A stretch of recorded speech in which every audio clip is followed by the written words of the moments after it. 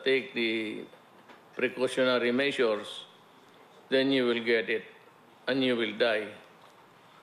Ang ano ko sa mga kababayan ko, baka na minamaliit ninyo yung problema at contact kayo ng contact and suddenly sabay-sabay itong puputok, then we will have a problem.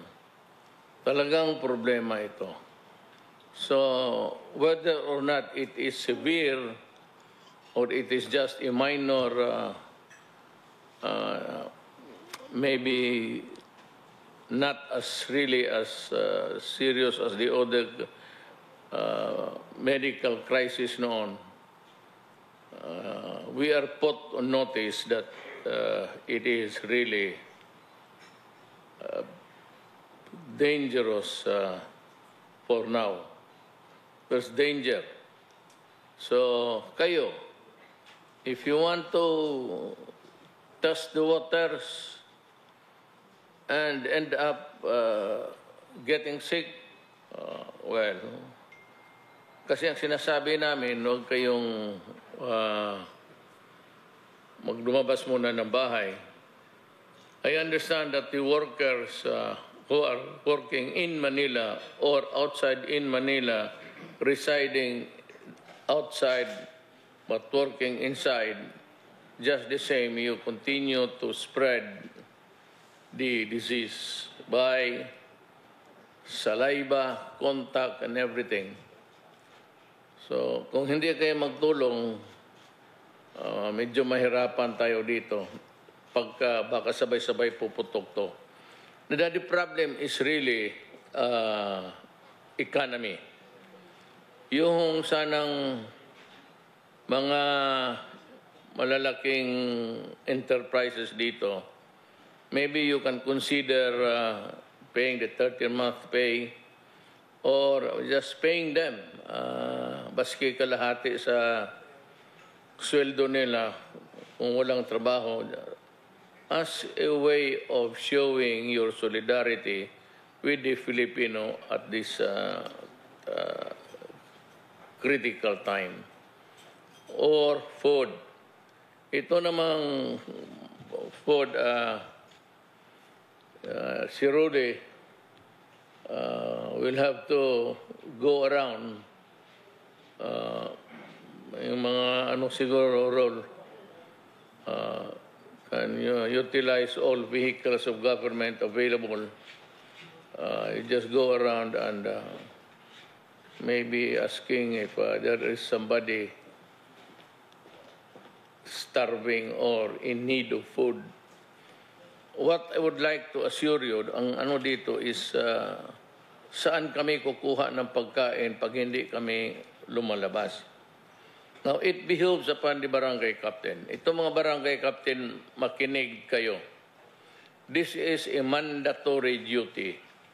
It does not have to have a law because the proclamation itself suggests that there is really a need for you to work with government.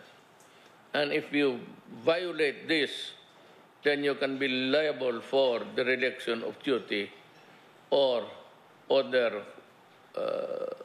regulatory measures which you are supposed to do, and do not do it, and then you violate it. The barangay captain should call a number and at least food, rice and some yung ulam, pwede ninyong ibigay sana para sa ating mga kababayan. Now, I have been assured by Ramon Ang mismo of San Miguel and the other food conglomerates that there will be sufficient food, that there will be no hunger in the coming weeks because we have enough supplies. I was assured in a text, I forgot who got, sino yung may text? sa aid ko. Nandyan sa iyo. Bong, pakibasa mo ng Bong. I would like to ask Senator Go to read the statement of Ramona.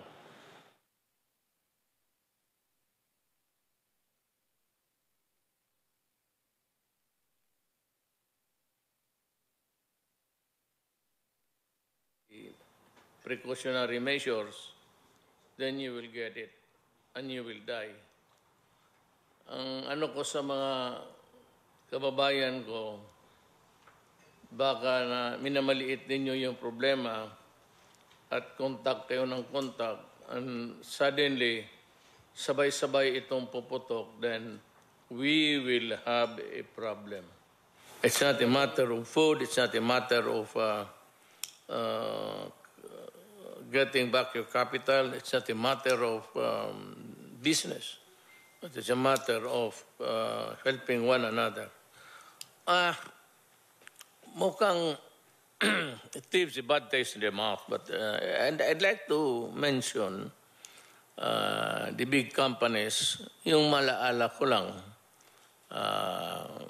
we have our I know that meron tayong undercurrent, but that is not a personal one for you and for me, but it's one for the people. It was an issue of people's interest. But I'd like to address yung mga mayayaman. Like for example, ikaw, Pangilinan, and the Ayalas, and sila Quezon sa itong mga big companies, Robinsons, you might be able really to alleviate the situation by just understanding also the plight of the workers who are not working now and lawfully are not really in a position to demand. But I said, kayo na lang umiintindi. And if you try to help, kindly tumulong na lang kayo. I will designate somebody after this meeting because there will be changes in the structure. Hindi naman nagbago. Hindi ang structure lang ng task force. So, with that, may I be allowed to just read my speech or my talk with the people of the Republic of the Philippines.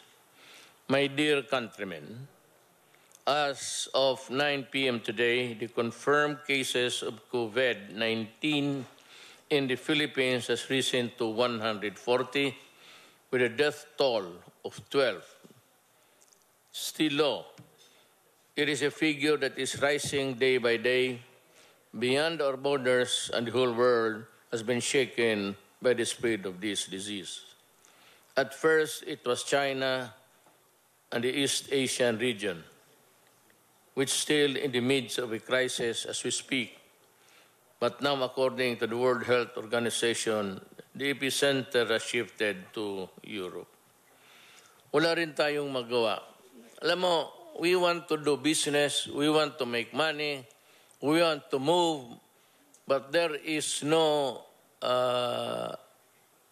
interaction now, and there is no trade to speak of, and there are no flights going out, in, and for you to do business. In other words, if you go there, you are alone. And please understand that we are talking to you honestly and in good faith. To address this crisis, I place the entire country under a state of public health emergency. And that is why mayors now can go ahead and issue not really ordinances, but executive orders to make the the environment of their municipality more conducive to a healing process. Hindi mo na kailangan ng mag-convene ka pa ng government, city council ka, because with this public health emergency, you can, as the mayor responsible to execute the laws of the land, the ordinance plus the laws of the national government. So, hindi mo na kailangan dito na maghingi pa kayo, maghintay pa kayo ng, because I've read somewhere, or maybe I've heard it over the TV, radio, na yung ibang munisipyo naghihintay pa. With this emergency, hindi na po kailangan. Just go ahead and the mayor will do it for us. Para walang let me get to. Para wala masyadong rokos, walang debate, isa lang, one line lang ngayon, mayor lang muna. And he can come up with any measure to protect public health, public interest, public order, public safety, and whatever is needed to make life more livable in your place. As long as you are in good faith. Sa akin, no, hindi na kailangan. I don't know, there's always a smart aleck in this country. Just for example, meron dalawa kaagad sinasabi, they go to the opposite side by saying, yung mga police, hindi kayo pwedeng maaresto kasi gano'n. You know, you don't have to say that. Ano mo lang, you'd encourage people to assert something na kunting bagay lang, magipag-away sa pulis. Correct. You cannot be arrested if you are out. But if you are advised to go home and you grapple with the police with words and ultimately it comes to dalhin ka sa stasyon for a public disturbance or disobedience to a lawful authority, pwede ka talagang dalhin sa istasyon. At kung dumaban ka sa police, it is a direct assault. But itong may mga dalawa kasing para marinig lang. Sabi na hindi kayo dapat hulihin ng police. Ang problema, because you are confronted. In ordinary times, there is really no need to be talking about it publicly just to be heard. Para lang marinig ka ng tao, makiksaw-saw ka. Ayaw mo magpaiwan sa mga isyo, so gusto mong sumali rin para marinig ka, meron akong contribution. Ito yan, ha. Huwag mong ganunin ang tao. Just say, obey. Kaya kung sabihin mo, hindi ka pwedeng hulihin, hindi ka pwedeng, and then you are advised, and you become a hothead, makipagtulakan ka sa pulis, kung sabihin ka dito ka magdaan, dito ka, huwag kang pumunta dyan, because you are not allowed, there is now a ban. Tapos, upon the advice of this, mga tao talaga na ayaw ang pahuli. Alam na mga tao, bright kayo. At alam ninyo, bright kayo. Mga tao lang pati kayo. Hindi kami kasali. You seem to give a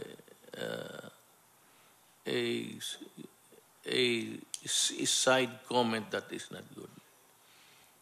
Instead of saying hindi ang pulis, sabihin mo, Sumunod kayo sa mga pulis because ang pulis kumukuha ng order dito sa itaas. Kami naman, ako sa itaas, ayaw ko. I hate it. Ayaw ko makipag-ano sa kapwa ako tao. But the problem is there is a crisis. So you have to obey. Hindi naman sila. Hindi naman sila maging presidente. Hindi naman sila sinabi sa batas na sila ang magdala ng laro dito pagkapanahon ng ganito. It's the executive department. So better if you give an order, make it milder and more acceptable and not cause a parang mairita yung mga police pati military na sabihin mo na gano'n. Hindi naman kayo. It's not you. It is the military commanders that they will obey.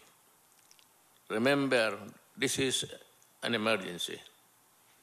And during an emergency, tumabi kayong lahat and give it to the people who are responsible for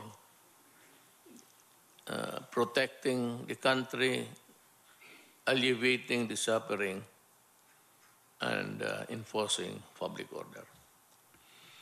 Starting to address this crisis, I placed the entire country under a state of public health emergency. Ito nga po, kasali na ang mga mayor dito. No need of an ordinance.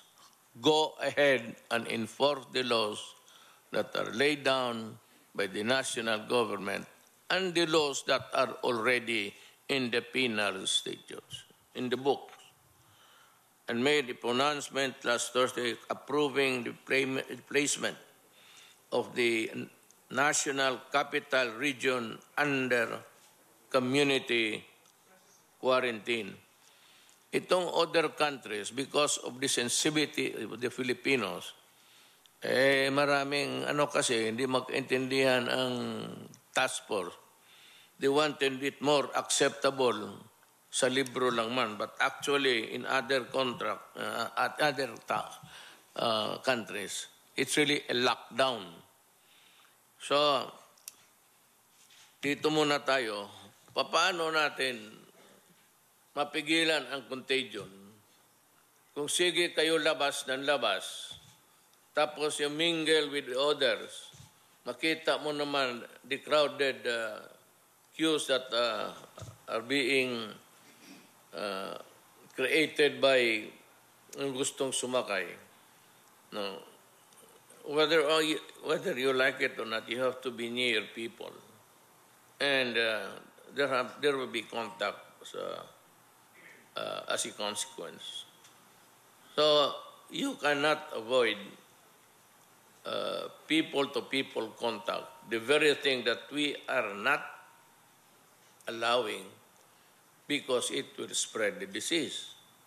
Kung maaari lang po, stay home, and for the businesses, pagka lumala ito, sa bagay, day-to-day ang conference, tignan natin, pag lumalala ito, you better close down your business.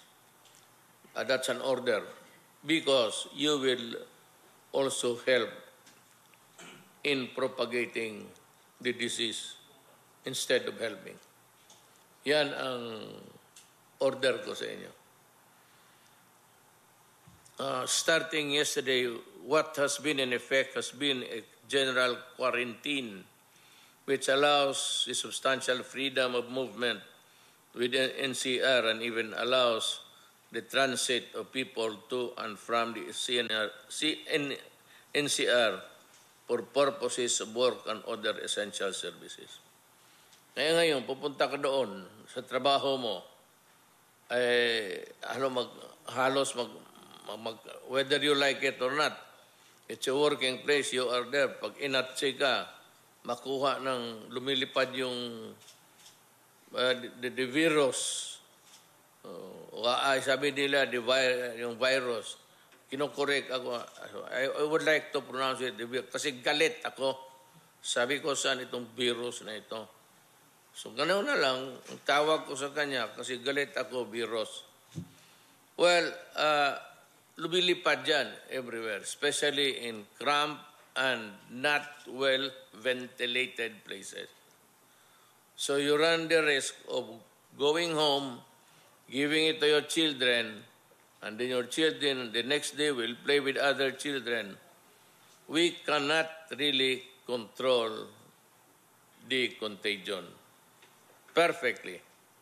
We want it to be perfect, but there will be the downsides. Food, yung isa. Yung isa naman yung sweldo ninyo. Kaya kung nakikiusap sa malalaking negosyo, magtulong na lang kayo at yung mga suppliers ng dito sa mga sari-sari na manggaling sa inyo, kindly help so that there is at least a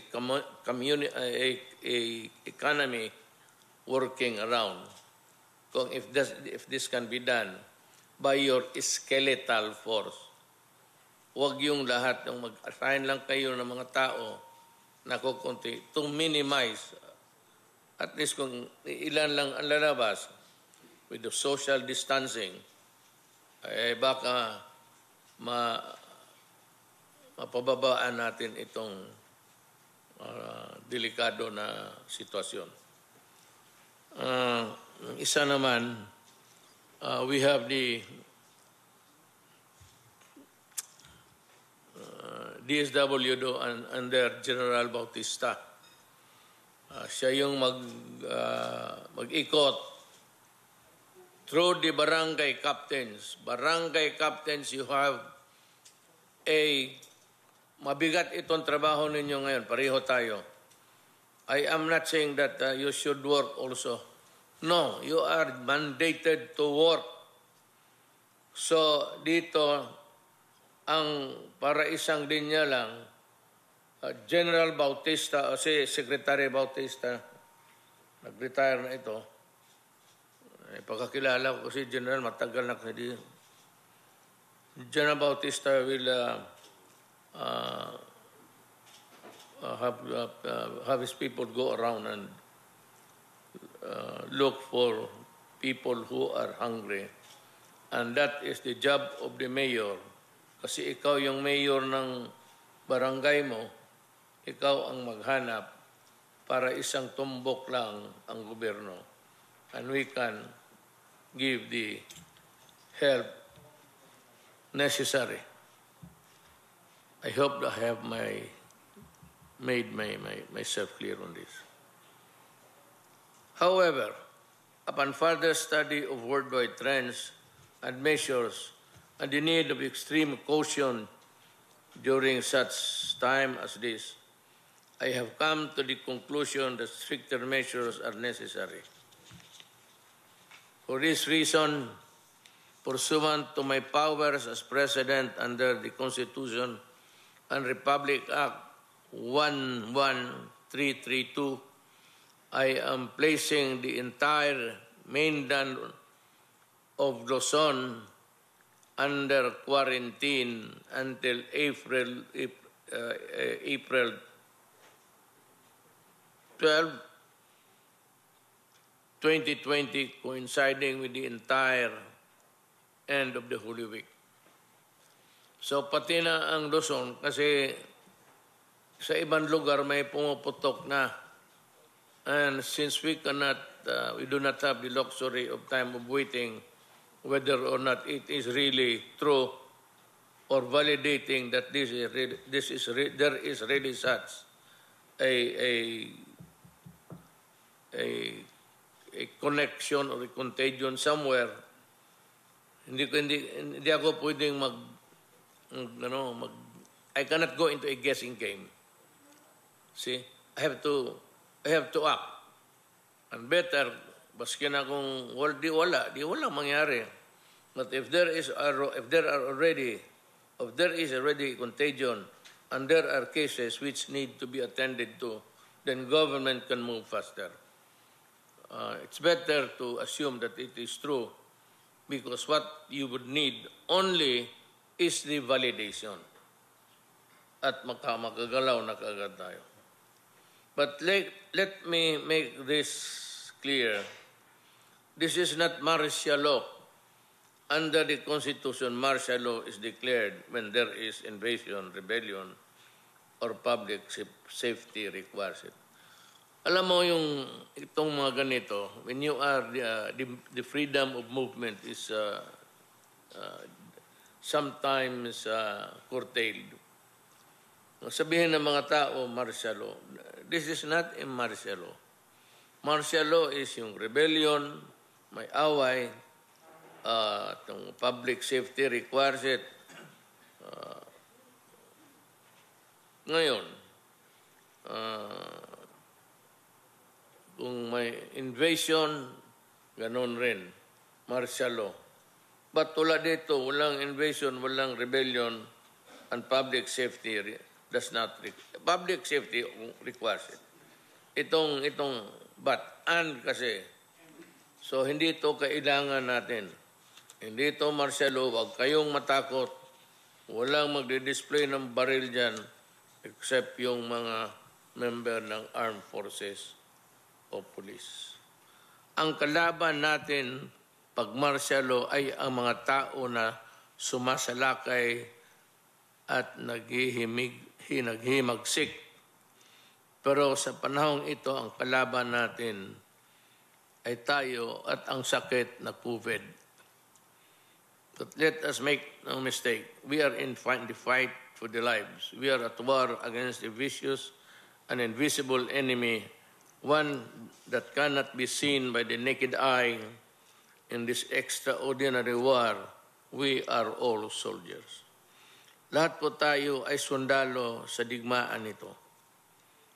Bata man o matanda, lalaki o babae, bawat Pilipino, anumang estado sa buhay, ay maituturing na sundalo sa digmaan na ito. Of course, the formalities of our doctors, health professionals, and health workers, to whom we will forever be thankful.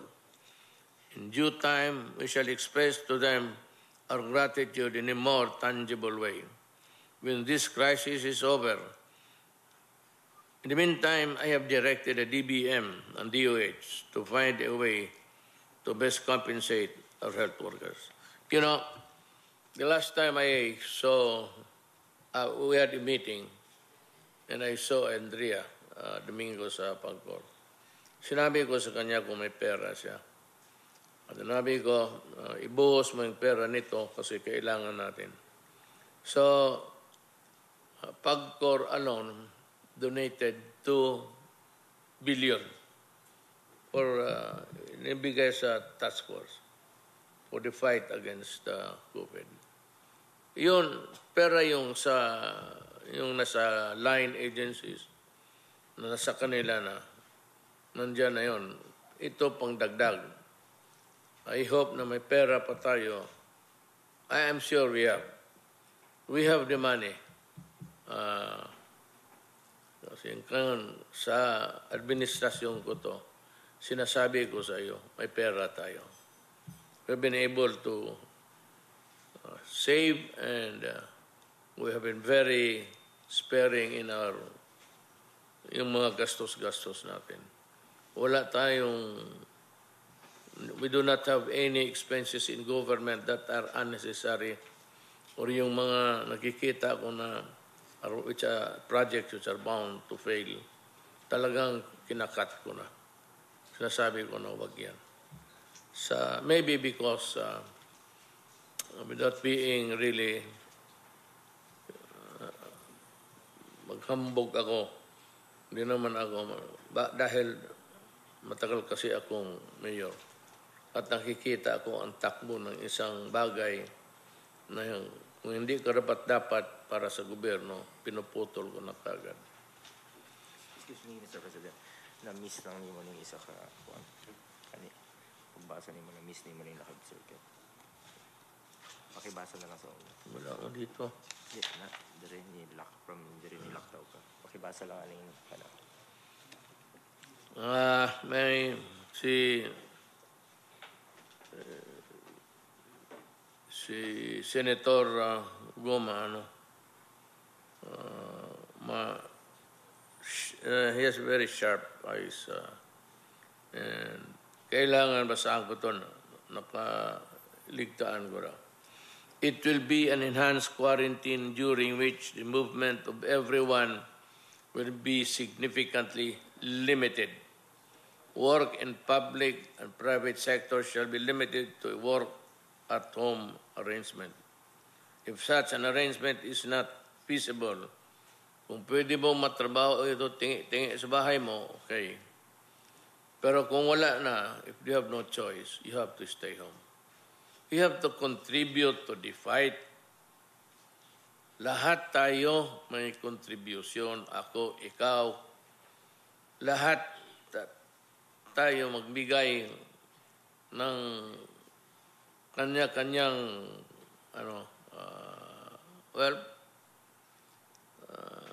gift to the government, and that is by obeying the laws, obeying the regulations.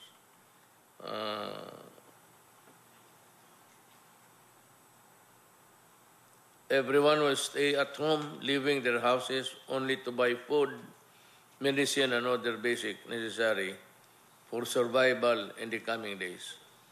Only such establishment will provide these basic necessities and services will be open. Do not be scared about this. Huwag kayong matakot na ganito. Pwede man kayong lumabas,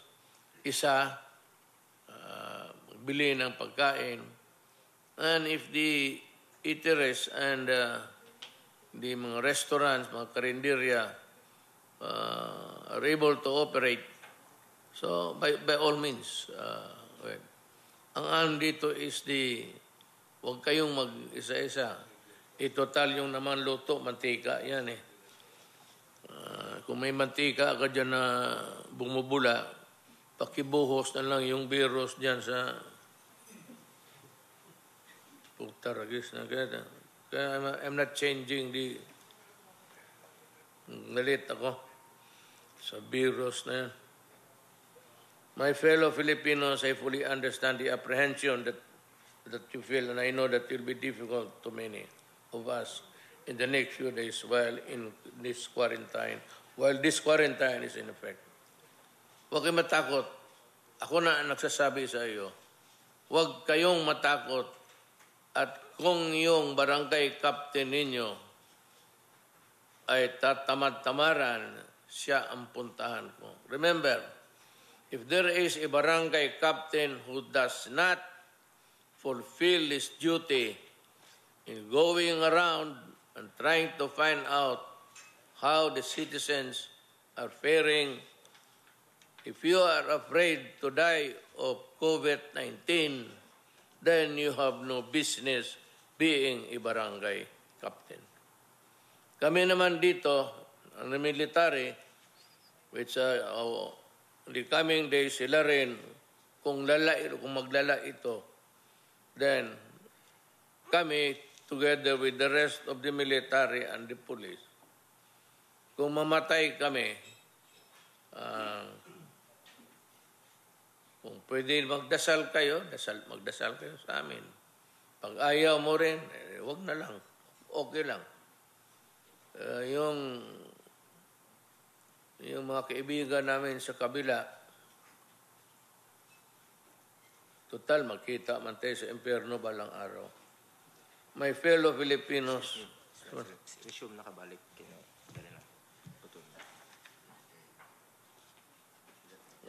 Okay. Dito na naman. This come in chapters. All we have is a responsibility to fight this disease and prevent it from spreading to our fellow men. The social distancing measures. Yung pagdistansya mo, kanina nga, pagdating ko, gusto kong makipagdamano kay Secretary Guevara. Tinanggihan niya ako. Tinago niya yung kamay niya sa dibdib niya. So, ibig sabihin, ayaw niya. Sige. Ayaw niyang mahawa. But ulitin ko baka sabihin ninyo ito para sa lahat. Ang gobyerno, ang taga-gobyerno, unahin ko na, yung na-assign dyan sa front line sa COVID, if you are there assigned, and if you feel that you are not ready to maybe have the problems of being sick, you can tell your superior. We will have, pagka wala na kasing iba, kung takot na lahat, ang papasok, ang armed forces pati ang police. Sila yung magdala. And sabi ko nga,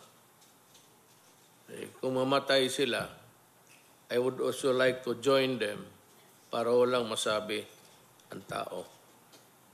Ba't kami lalabasin? Ako lalabas ako. You will see me. Ay lalabas ako. Hindi ako maniwala niyang kasi ako may ibang doctrine ako sa buhay, and that is kung panahon ko na. Either COVID, bala, crash, o ano man. Hindi ako mag-survive ng COVID, hindi ako karapat-dapat maging mayor dito sa Pilipinas. We all have a responsibility to fight this disease and prevent it from spreading to our fellow men. These social distancing measures are necessary to kill the adversary. Huwag kayo masyadong tama I congratulate Secretary Guevara for being ever conscious of the danger. Actually, it's danger. Uuwi siya sa bahay maya, tapos sa mga anak niya. So, bantay kayo kasi pag uwi ninyo, kung saan kayo na dikit-dikit yung mga pawis ninyo, yun na, pipila kayo. Kayong mga may negosyante, slow down, tone down your business, or if possible, entirely stop cessation muna sa operation. Total ilang araw na to. Kasi yung incubation is 14 days. So itong 14 days, malaman na natin kung ilan pa ang madagdag. Mag-ano lang kayo. Cooperate. Total para ito sa ating lahat. Our response, therefore, is to not leave any quarter of our enemy by preventing close contact. The only way to ensure this effectivity at this time is to put in effect the enhanced quarantine that I have described, to last until April 12 or earlier once we acquire further information warranting the relaxation of the measure. Titignan, kaya sabi ko everyday, nung sinabi ko everyday, sila, medyo nakasimangot, sabi ko lahat ng cabinet member, si Bilio, medyo sad face. Kasi, ewan ko kung saan siya maglakad. But the problem is, I said, bayad tayo ng tao at ipakita natin ang katrabaho tayo. So we meet every day to assess at bilang. As of today, ang patay 12 at ang yung 140. Hindi tataas yan pag sumunod kayo. Wala makapitan itong si virus Yawa na ito. Wala siyang makapitan. Kung magmalayo kahit a distance, mag-ubo siya, you just turn around. In the meantime, I have directed the DSWD, DOLE, DOF, and other agencies to put in place with utmost dispatch and all feasible measures that will ease the burden of the community quarantine in our country, especially those who are living on daily wages and small, medium enterprises. We shall make sure that during these trying times, all of you will feel government concern in you for your welfare. Kasi sinabi ko, huwag kayong matakot. We will devise a way that yun namang malalaki kung makatulong kayo sa mga liliit. For example, yung mga sari-sari, maubukan sila ng supply. They can go to you, maybe sign a promissory note in the meantime. With the government as a guarantee, I will guarantee that I will pay you. Ako na nagsasabi, hindi na kailangan memorandum yan. All you have to do is to remind me, and I'm placing it as a matter of my oath of office. Kung wala, bigyan lang ninyo, yung tama lang. The usual orders. Tapos, kung hindi makabayad, ako na ang babayad. Siguraduhin natin na madarama ninyo ang malasakit at pagmamahal sa inyong gobyerno sa panahong ito. Ang problema, hindi lahat nagmamahal ng gobyerno natin itong. Kaya ba mga NPA nagmamahal kayo sa gobyerno? Pag hindi tumulong kayo, distancing, at huwag ninyo muna galawin ang mga sundalo. Ano muna tayo? Yung ceasefire lang. Ceasefire muna tayo. Ako na ang naghihingi. Ceasefire. Kindly give me that. If you really want that we will be at all times on talking terms in this time of crisis, kindly cooperate and help. Mas mabuti pa tumulong muna kayo. I will repay you with a good heart in the coming days. To the private sector, I have this appeal. Magbayanihan kayo. Na kailangan, basta ang barangay captain. You know, we all have everything that you need. It does not mean to say that when you are sick, when you need medical attention, walang magdala sa iyo. Hindi yan. Hindi sabihin na kung may magwala dyan, walang pulis. Meron nga ng pulis nga nakakalat eh. And remember what I said. Obey the police and the military. Do not quarrel with them and do not start ruckus that would amount to a violation because you will be arrested and brought to prison. Disobedience of authority, baka nagkamali ako, then acts of public disturbance. You can be arrested. Sumunod lang kayo at wala tayong problema.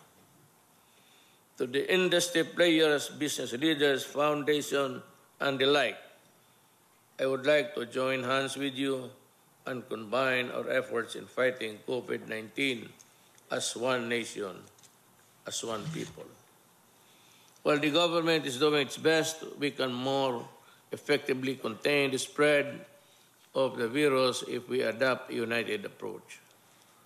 Maraming pwedeng maitulong ang pribadong sektor para mapagaan ang hirap ng ating kababayan sa ating bayan. Ito lang po ang pag-release ng 13-month pay kahit prorated lang. Yung i-divide mo sa mga buwan. Prorated lang, tulong na iyan ay ating mga kababayan habang naka-quarantine. Pagbigay ng moratorium on rental fees para sa mga renters and tenants. So, huwag mo yung bilangin yung araw na hindi makapagtrabaho, hindi makalabas yung ating mga kababayan. Hindi ko sinasabi batas ito. Hindi ko sinasabi regulasyon ito. But sinasabi ko, kung ikaw ay Pilipino nagmahal ng kapwa mo tao, baka, you can mitigate the hardship. Wala na nga nakakulong na nga, wala nga nakain. So mag-isip pa sila. Ngayon, kung ayaw mo, huwag mong pilitin na magbayad. Patirahin mo muna dyan sa lugar niya, ako ang magbayad. Ganon rin. I swear to you upon my oath of office, I will pay kung hindi sila makabayad. Pagbibigay ng 1 month reprieve sa bills payments ng basic utility providers. Gawan po natin ng paraan na mapagaan ang gastusin ng ating mga kababayan sa panahong ito at para maiwasan pa rin ang paglabas ng mga tao. But anyway, I have said I do not, my facility for the Tagalog dialect is quite terrible. Pero I hope that you can understand my language. Pagtulong ng big business sa mga small and medium scale enterprises. Tulungan din sana ng malaking kumpanya ang mga maliliit na negosyante para hindi mamatay ang kabuhayan nila.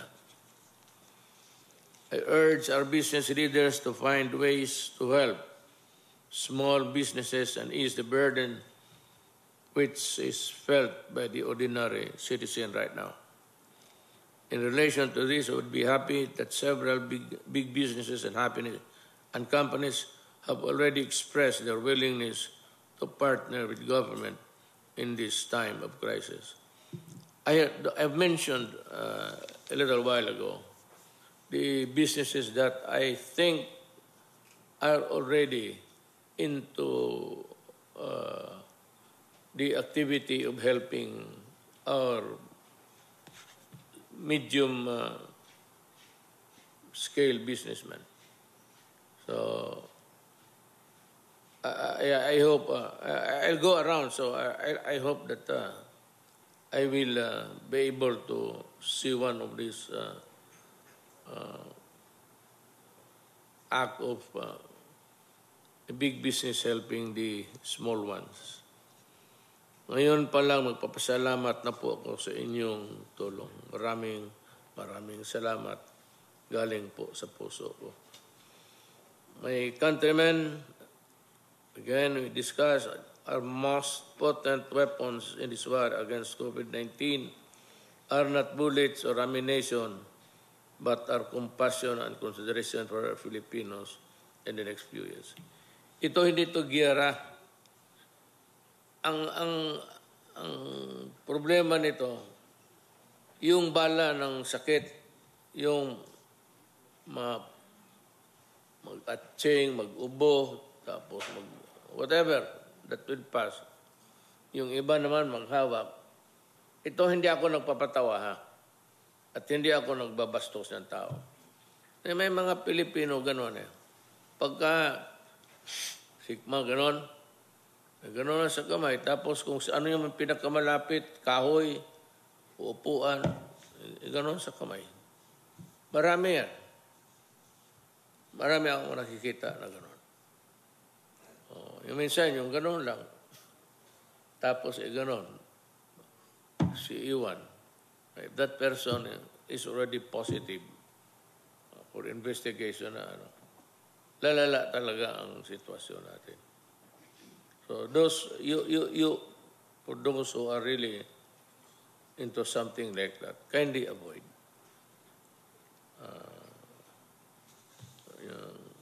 Yung bastos na gawin. Walang iba yan. Bisaya yan, binastos. Hindi mo naman dapat gawin yan. And those are the things that you should do para hindi Our countrymen are most potent weapons in this war against COVID-19. Wala naman to. As I have said before, they are not our enemy. They are simply to ensure the movement of every person during the next few weeks will be consistent, and we will not derail our collective efforts against the disease. Again, do not fear. Wala kayong katapat-takutan sa military pati police. They are just there to execute order. Hindi naman nila order dito sa itaas yan, dito sa amin. So, inuulit-ulit kasi yung reminder, you should love your military man. Namamatay na nga yan sa gera. Kita mo, uuwi na doon sa kanila, kabaong na lang. You should feel for your soldiers and policemen. They are not your enemies. Though sometimes, if you are a criminal, or if you do something, I said, which is not in consonance with the public good, masita ka. But I said, those are the things that can happen in a democracy. That there's always a police. Paski anong klase, autocratic, diktador ka, kailangan mo ang police. Dito, we are a democracy, and we try to really act as one. If you are doing nothing wrong, and if you don't quarrel with them, please do not. Pero hindi ka naman sabihin mo, may baril yan, gamitin yan. Depende lang, kung may baril ka rin. Pero kung sigaw-sigaw ka lang dyan, naturally, I said, that is a disturbance of the public order. And that is the time that you can be arrested for disobedience. Otherwise, the police and the military do not have any business at all interfering with your lives.